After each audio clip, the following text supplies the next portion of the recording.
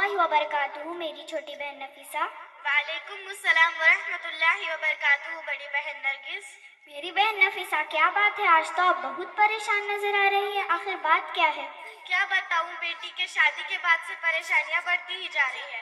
کسی نے صحیح ہی کہا ہے، جس کی بیٹی سکھی اس کی ساری زندگی سکھی، اور جس کی بیٹی دکھی اس کی ساری زندگی دکھی۔ لیکن شادی کے بعد تو خوشیاں ہوا کرتی ہے، ایک فریضے کے ادا ہونے کی مسرت ہوتی ہے، پھر پریشانی کیوں؟ ہاں، خوشی تو ضرور ہوتی ہے، مگر لڑکی اور اس کی ماں نے تو ہماری بیٹی کو نوکرانی بنا رکھا ہے۔ جب چاہے دیور دھدک کر دے دیتے ہیں، جیٹ کے منہ میں لگام نہیں۔ نندوں سے تو خدا بچائے، سسر صاحب تو ان سے بھی 4 قدم آگے، اور ساس تو ہے ہی ناگن۔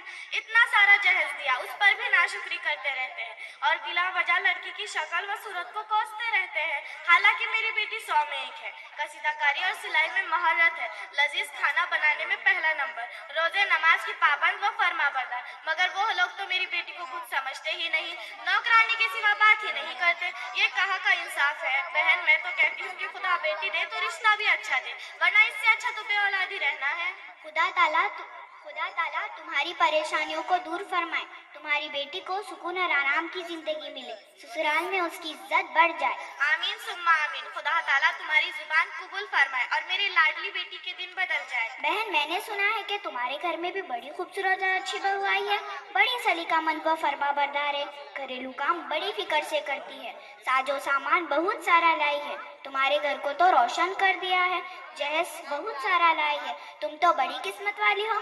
آخر کس کی بیٹی سے تمہارے بیٹے کا رشتہ ہوا ہے؟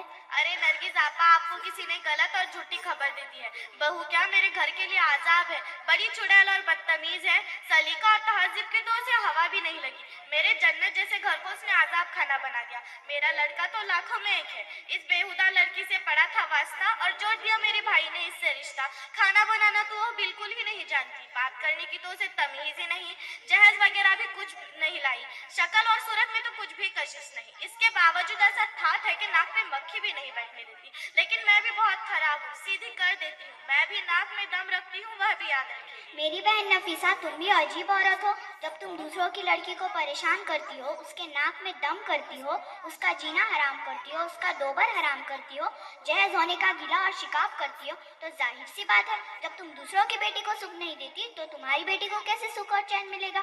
تمہارا بیٹا اور بیٹی لاکھوں میں 1، دوسروں کا بیٹا اور بیٹی کچھ بھی نہیں۔ تمہارے لیے تو یہ ضروری تھا کہ تم بہو کو بھی اپنی بیٹی کی طرح مانو، اسے بھی اپنی بیٹی کی طرح لاڈ پیار دو، آخر وہ بھی تو کسی کا جگر پارا، کسی کے مورے نظر ہے۔ جب تم ایسا کرو گی تو تم کو بھی آرام اور سکون ملے گا، اور تمہاری بیٹی کو بھی آرام اور سکون ملے گا۔ جو اپنی بیٹی کے لیے پسند کرتی ہو وہی اپنی بہو کے لیے پسند کیا کرو، پھر تمہیں شکایت کی کوئی بھی ضرورت نہیں، انشاءاللہ تعالی۔ اچھا بہن نرگس، آپ نے تو میری آنکھیں ہی کھول دی، مجھے بہت اچھے طریقے سے آپ نے میری کمی کو بتا دیا، آپ کا بہت بہت شکریہ۔ آج کے بعد میں اپنے بہو کے ساتھ کسی طرح کا ظلم و زیادتی نہیں کروں گی، اسے بھی اپنی بیٹی کی طرح سمجھوں گی۔